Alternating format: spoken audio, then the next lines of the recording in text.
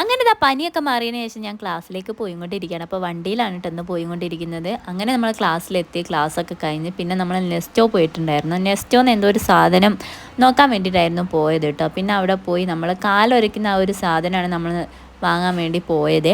അപ്പം അത് നമ്മൾ നോക്കി. അപ്പോൾ ഈ ഒരു സാധനം ഞാൻ കണ്ടു കേട്ടോ. അപ്പോൾ ഇതിൻ്റെ പ്രൈസ് എന്ന് പറഞ്ഞാൽ 100 സംതിങ് ആയിരുന്നു കേട്ടോ.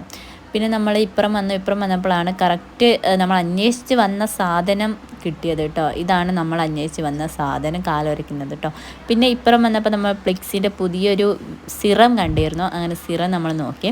പിന്നെ അവിടെ നിന്ന് ഇറങ്ങി പിന്നെ അത് ചായ കുടിച്ച് പിന്നെ സ്റ്റാൻഡിൽ നിന്ന് നമ്മൾ ബസ് കയറി വീട്ടിലേക്ക് പോവുകയാണ് കേട്ടോ ചെയ്തിട്ടുണ്ടായിരുന്നത്. പിന്നെ ചായ കുടിച്ചപ്പോൾ ഞാൻ പരിപ്പാടിയായിരുന്നു കേട്ടോ കഴിച്ചത്. പിന്നെ രാവിലെ ഒന്നും കഴിച്ചിട്ടുണ്ടായിരുന്നില്ല, ടൈമേ കിട്ടിയിട്ടുണ്ടായിരുന്നില്ല കേട്ടോ. അപ്പോൾ ഞാൻ ബസ് കയറിയപ്പോൾ വേഗം വിളിച്ച് പറഞ്ഞിട്ടുണ്ടായിരുന്നു എന്നെ കൂട്ടാൻ വേണ്ടി മുട്ടിൽ വരാനായിട്ട്. അങ്ങനെ ഇതാ മോളും അച്ഛനും വന്നിട്ടുണ്ടായിരുന്നു. അങ്ങനെ ഇതാ ഹെൽമെറ്റൊക്കെ എടുത്ത് കുത്തി കൊളിച്ചിട്ടിട്ടുണ്ട് കേട്ടോ ദിവമോള്.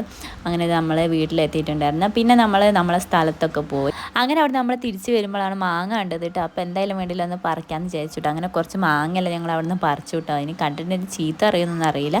പിന്നെ നമ്മൾ ഡ്യൂ ഒക്കെ വാങ്ങി വീട്ടിലെത്തിയിട്ടുണ്ടായിരുന്നു. ഇനി ഈ ഒരു മാങ്ങ നമ്മൾ ഉപ്പിലിടുക അല്ലെങ്കിൽ അച്ചാറിടുക എന്തെങ്കിലുമൊക്കെ ചെയ്യണം കേട്ടോ. അപ്പോൾ ഇത്രയും മാങ്ങ കിട്ടിയിട്ടുണ്ടായിരുന്നു കേട്ടോ. കാട്ടുമാങ്ങ ആയതുകൊണ്ട് തന്നെ നല്ല മണം ഉണ്ടായിരുന്നു കേട്ടോ. അപ്പം നമ്മൾ ഇന്നത്തെ വീഡിയോ വിശേഷിച്ചിട്ടുള്ള അപ്പോൾ എല്ലാ കൂട്ടുകാർക്കും ടാറ്റാ ബൈ ബൈ, സീ യു.